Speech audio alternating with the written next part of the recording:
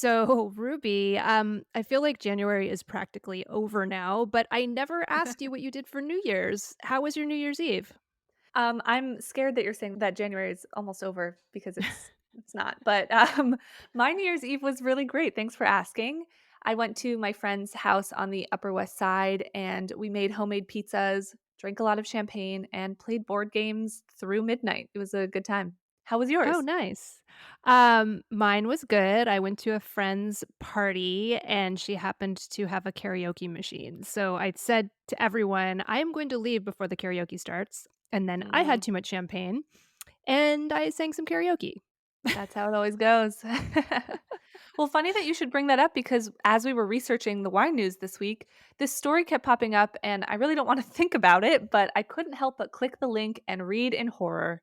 Oh dear, I think I know which one you're talking about. This Mhm. story, some bloke in Ireland went on a crazy Guinness binge on New Year's.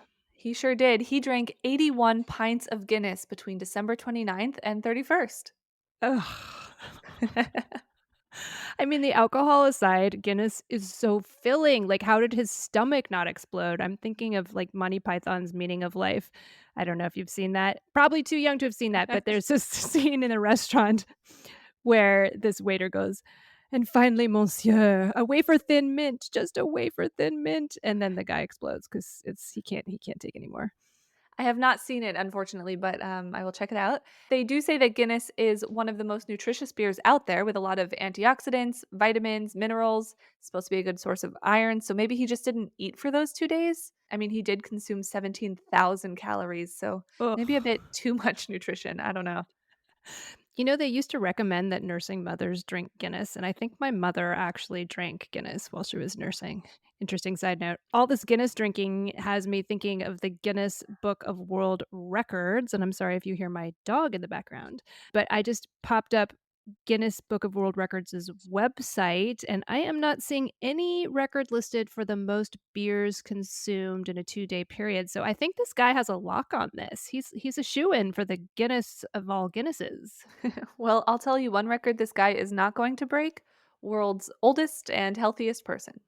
Now, of course, if he'd drunk 81 pints of wine, different story. Ah.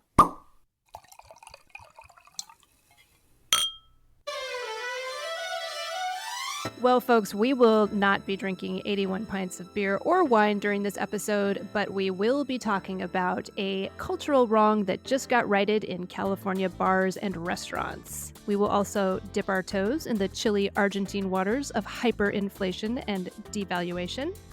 We will tell you how you can get paid for that strip of vineyard land that you're not using. And we will talk about two very rich French families and one old faithful standby of a wine. This is The Four Top. I am your host, Catherine Cole, joined by Ruby Welkovich. We are technically a two-top today, but we've got four piping hot news stories for you. All right, Catherine, our top story is one of, and I quote, bizarre and blatant cultural insensitivity. But first, let's start with a beverage quiz since Nick isn't here. Catherine, have you heard of soju and shochu? Yeah, you know, it's funny that you ask this, Ruby, because we were talking about lower alcohol spirits just last week in episode Mhm. 135. And if I remember correctly from my days writing about spirits, which was, gosh, more than 2 decades ago, soju is actually low enough in alcohol to qualify as a fortified wine, essentially. So, kind of interesting loophole. Restaurants that don't want to pay for a hard liquor license can serve cocktails made from soju with their beer and wine license. Yeah, I actually had a soju cocktail this weekend, kind of randomly. I wasn't expecting it, and it was really delicious. So, what's the difference between soju and shochu? Okay, racking my brains again here. Soju is Korean, as I remember, and shochu is Japanese. And the alcohol content in soju tends to be lower. And again, it's been 2 decades since I wrote about spirits, so that's about all I can remember. Well, okay, thank you to the internet. I can tell you a little bit more. So, yes, both indeed are lower alcohol than the distilled spirits that we're used to. Soju from Korea is typically 20 to 25% ABV, and shochu tends to be in the 25 to 35% range. Right, and so to compare that, your standard vodka, gin, whiskey, tequila, yada yada, that's typically 40 to 45% ABV. So definitely those spirits are lower in alcohol. Right. So soju and shochu can both be distilled from a variety of base ingredients, including rice, barley, and sweet potato. Maybe this is the new sweet potato fries. I don't know. Distilled sweet potato fries. I'm Yeah. in.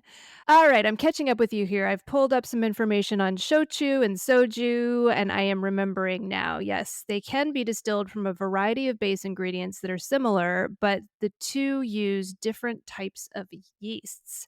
Japanese shochu producers rely on a specific rice mold called koji, and if you are a sake fan, you know that term. While the better sojus from Korea get their fermentation started off with the ambient yeasts found on this grain cake called nuruk. Okay, so they're similar spirits, but they're not identical. Cousins, not twins, kind of like Yeah, eyebrows. totally. Ruby, we pulled up an interesting article in the San Francisco Chronicle this week. Maybe you can read a little bit from it.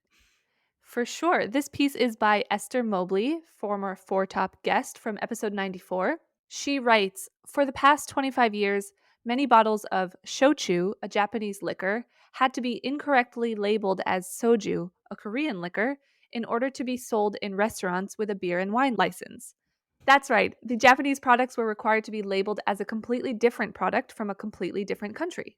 Okay, so this is what I alluded to earlier. When California restaurateurs figured out that they could make cocktails out of these low alcohol by volume spirits and thus avoid paying for a liquor license because they could make cocktails just using their wine and beer license. This opportunity opened up to import more sojus and shochus. But whatever lazy knucklehead bureaucrat, sorry if you're listening, bureaucrat, wrote up the laws, they only used the Korean term soju in writing up the California law. So the Japanese producers all had to change their labels in order to comply. And as a result, we all lost the distinction and the nuances between two completely different classes of beverages from two completely different nations. All right, team. I think our homework for this week is to taste a soju and a shochu, maybe side by side. Yes, I love that assignment. I'm super in. And now for a lesson in economics. Argentina has the second largest economy in South America, but its currency has been super volatile for some 7 decades, with periods of severe inflation and hyperinflation. So, as much as we all love Argentinian wine, this has made international trade tricky. That's right. So Argentina voted in its first libertarian president, Javier Milei, in December. And funny thing, given that he's a libertarian, he got right to work doing some regulating. Yeah, he's been regulating away. And thanks to a recent piece by Amanda Barnes in Drinks Business, we know all about it. Amanda is a fantastic writer about South American wines. And she points out that when Milei took office, he immediately devalued the Argentine peso by 50%. Wow. Which made any Argentinian exporting products like wine happy. Because, of course, if you devalue your currency against other currencies, it makes your exports more competitive in the global market. So Milei devalued the Argentine peso in part to shrink the Argentine trade deficit, that is, increase exports and decrease imports. But then sounds like the Malay government caught on to just how delicious Argentine wine is because he's just announced a new export duty of 8%. Or is it 15%? I'm seeing two articles with two different export duties. Well, that's the problem with these stories about the Argentine economy. I mean, it's so all over the place that I lost the plot a long time ago. I feel like I just read in September that Argentina had removed its wine export duties back then, but now it seems to have added export duties back onto wine. Interesting. Well, Catherine, are Argentinian wines any good? Heck yeah, they're delicious. I mean, at least the ones I have tried, and as of now, generally speaking, they are a screaming deal for the quality. So, I guess I see what Malay's doing. Argentine wine is actually very well priced right now. So, if he devalues the peso and makes it weaker against other currencies to encourage exports, that will make Argentinian wine even cheaper for us, like crazy cheap. So that export duty will maybe balance things out. I guess just if you're a winemaker in Argentina, I'm really sorry that you have to deal with this. Yeah, I'm sorry to all of our friends in Argentina who are making delicious high elevation wines that you have to deal with this crazy economy. I guess our friends, our listeners who are wine buyers, keep buying Argentinian wines, support our compadres down south, and let's keep that wine economy going. Yeah, I'm definitely gonna get a bottle this week. Okay, this is a public service announcement to our vineyard owner friends, and thanks to winebusiness.com for alerting us to this key January 11th announcement from the USDA. Yeah, it's not often that I get excited about an official press release from a US government agency, but this was Yeah. a good one. It seems that the USDA has reopened signups for its Continuous Conservation Reserve Program. So basically, what we're saying here is that the Biden administration will pay you bank, vineyard owners, for just not farming or developing your buffer zones. Okay, so according to USDA.gov and the Farm Service Agency, in exchange for a yearly rental payment, farmers enrolled in the program agree to remove environmentally sensitive land from agricultural production for 10 to 15 years. The long term goal of this program is to reestablish valuable land cover to help improve water quality, prevent soil erosion, and reduce loss of wildlife habitat. Yeah, and so if you have riparian buffers, prairie strips, grassed waterways, and wetlands, any of those things, you can actually receive an additional 20% incentive. Wow. So, the alcohol industry may not be so hot right now, but the not planting things on your property industry is as good as it's ever been. Yeah, this kind of reminds me of an article I read like 2 years ago, maybe 2 or 3 years ago, that NASA was looking for people for, like, this study. They just wanted you to sleep in a bed, and, I don't know, it sounds like a good deal, and I would take it. Yeah, I mean, yeah, I'm in. All right, for our last story, Ruby, you know those brands that just kind of make you breathe a sigh of relief when you see them? Like, okay, this is going to make me sound like a bit of a food snob, but like if I'm on a road trip and I'm in some random place and I see that they have a Whole Foods, I'm like, oh, thank goodness I can get my organic vegetables. Mhm, yeah, I'm the same way with Trader Joe's. I know what I like there. It's a sigh of relief, and the occasional "Don't judge me" Taco Bell. Taco Hell. But it could be Taco Heaven depending on where It's you are in taco the United heaven for me, States. yes. With a Crunchwrap Supreme, anything is possible. Mm. Well, okay, so for me as a wine person, if I'm in some random, restaurant and I'm looking at the wine list, I feel like William Fevre Chablis, that's Fevre, Chablis is one of those because it's pretty widely distributed throughout the United States, and it's just one of those what you see is what you get kind of wines, WYSIWYG, as we would say in the design world. It will not surprise you. It will just consistently deliver stone cold, minerally acidic, racy textbook Chardonnay from Burgundy's coldest village or village, I should say. Now, it's not cheap, but a basic William Fevre Chablis is usually maybe $30 to $40 retail, and it's just really quite good. Sorry if you hear my heat clicking on in the background. Just putting it out there. Okay, so our final wine news story of this week is that one ridiculously rich French family just sold William Fevre to another absurdly rich French family. This was reported in a number of wine news outlets this week. Right, Ruby. So if we see a story reported in numerous outlets, we just assume it must be news. Hmm. And so, yeah, that previous owner was the Pinot family, whose investment firm Groupe Artemis. I'm gonna try and do terrible French accents for this whole news story. Love it. They they own Château Latour in Bordeaux, Château Gruyère in Condrieu in the Northern Rhone.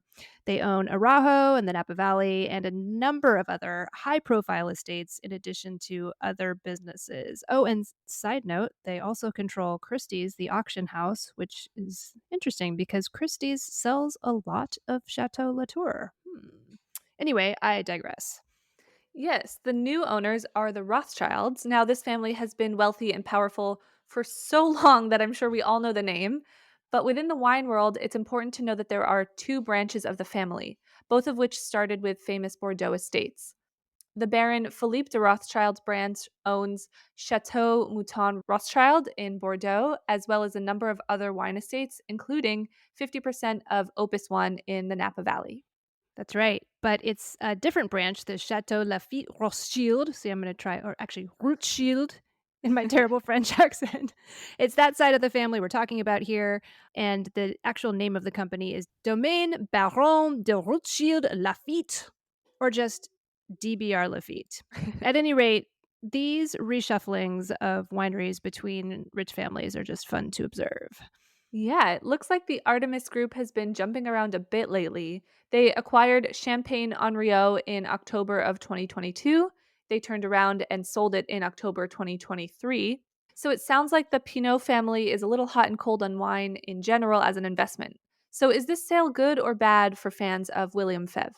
I think I'm going to say it's a good thing because Artemis Group is this holding company. I mentioned they own the Christie's auction house or they control the Mhm. Christie's auction house. And they're also invested in a number of other different industries that are not wine. Yeah, it looks like they own tech companies, a French football club, Puma, the sporting goods company, art galleries.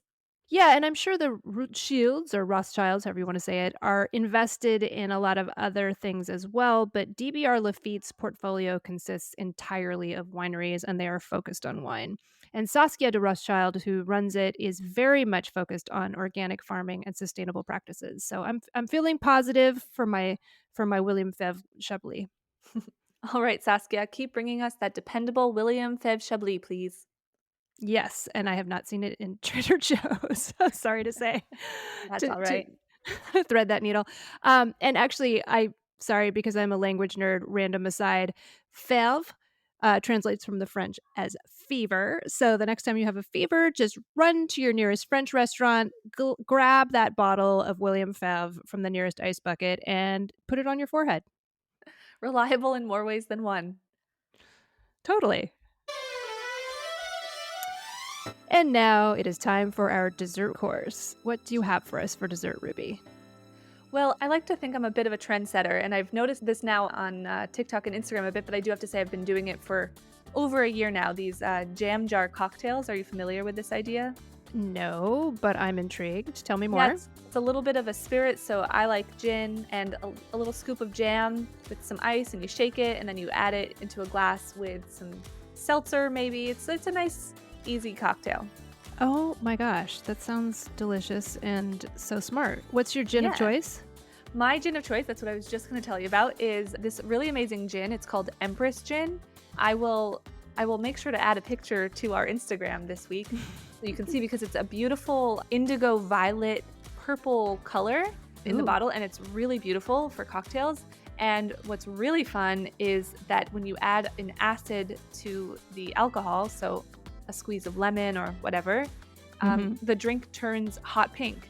And it's a really fun little party trick when you're home making cocktails. Ooh, I love that. Mhm. Nice. Yeah. I think you need to make an Instagram reel or something for us, Ruby, because I got to see this. A little jam jar cocktail reel. Yeah. I can do that. Well, that is it for today's podcast. I am your executive producer, Catherine Cole. And I'm media and design manager Ruby Welkovich. And Nick Toole is our producer. He is not with us today. Keelan King is our sound supervisor and the composer and performer of our fantastic theme music. Please visit our website, thefourtop.org, to learn more about us and listen to back episodes. And if you have not already subscribed to the Four Top on iTunes or Spotify, please do so. And importantly, please leave us a rating. Five stars. Exactly. Five stars. Every rating feeds the algorithm and helps new listeners find the Four Top. That's right. Signing out from the ice cold city of Portland, Oregon, in the Willamette Valley, this is Catherine Cole. And from breezy Brooklyn, this is Ruby Welkovich signing out. Stay safe out there and thanks for listening. Bye-bye.